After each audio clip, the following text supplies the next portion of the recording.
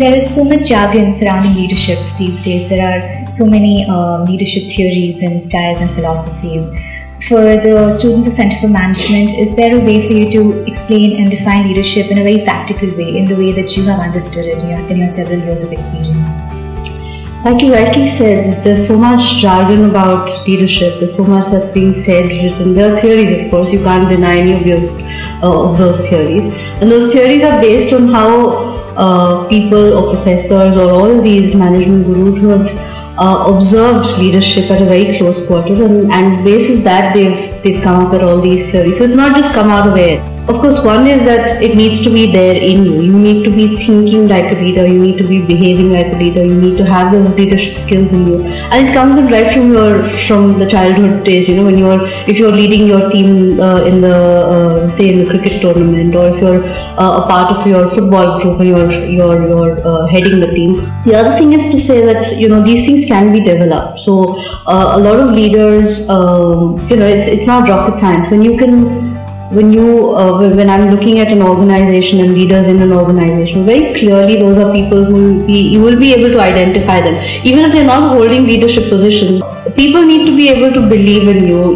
They need to have that confidence in you that you will take care of them. You will be able to lead them. They need to have that confidence that to repose their trust in you, that you will make sure that nothing goes wrong with them. You must be hiring a lot of management students at Hypercity in various positions.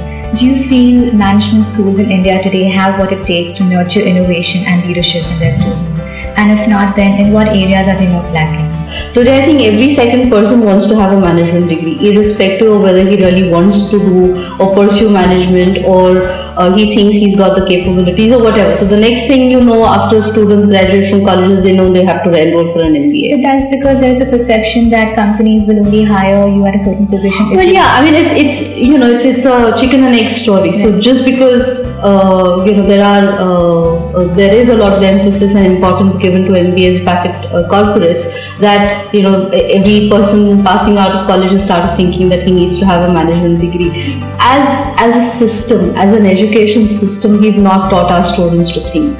If you have a case study method, if you're told about what is happening outside in the other world, apart from just your books alone, then your mental faculties are so much more open to thinking beyond. And I think that is the key to innovation. Because if you can think beyond the realms of the four walls of a box, then you will be able to think differently, think innovatively. As the HR head of Hypercity and also in your several years of experience in HR, what are the innovative strategies, HR strategies that you have undertaken yourself or been a part of, which you feel really achieved its objective? A lot of them. I think after about 18 years, one goes through innovation and all of these at the spur of the minute as well. Of course, you strategize for a lot of things as well. Opening a store is as stressful as it can get, and because you have to plan like 3 or 4 months in advance. And so how does one go about recruiting? So your regular style of recruiting doesn't help. At that minute, you know that if your store has to open on a certain day, then 3 months in advance, these guys have to be on board. They have to be given their uniforms. They have to be taught. They have to go through the entire induction. So you have a project line per se on track, and you cannot crash any of those timelines there. So you have to follow that to the last beat. And in order for that, then you have to make everything possible to ensure that you have your bodies on board by then. Nobody had ever thought about that. You could go to a market area, stand there, and start either distributing leaflets or distributing pamphlets, and say, okay, now come there and walk in. Some of my team members, they went across to they went and stationed themselves there in the location.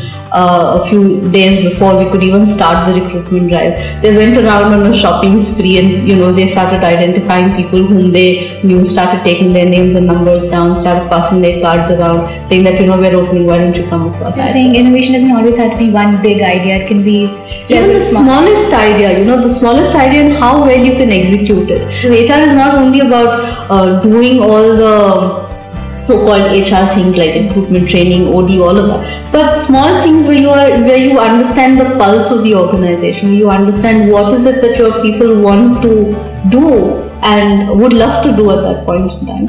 And then to do something like that, I mean, it's a huge, it's like a mother sitting, when she organizes a nice party for her baby and her baby is having a world of a time there. That's the feeling that one gets at the end of it. And it's brilliant. I think nothing can match that feeling. It shows very clearly that you really love your job. Finally, any words of advice for the students of Center for Management who are poised to enter the real world and start working in companies? I think very clearly this is, like I keep saying, these are millennials. These guys are born with a laptop in their hand. They're born with the iPads in their hand. They understand technology to the last T. So with this kind of a brain, this kind of a DNA makeup and the current situation, which is pretty much favorable to them, I think they have to make the most of it.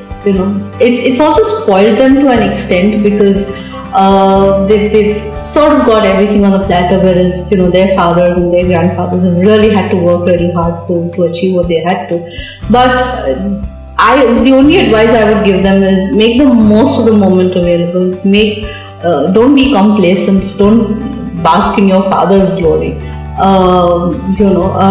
And go the whole hog and achieve what you have to achieve. I think the world is out there and prepared to have them and receive them with open arms.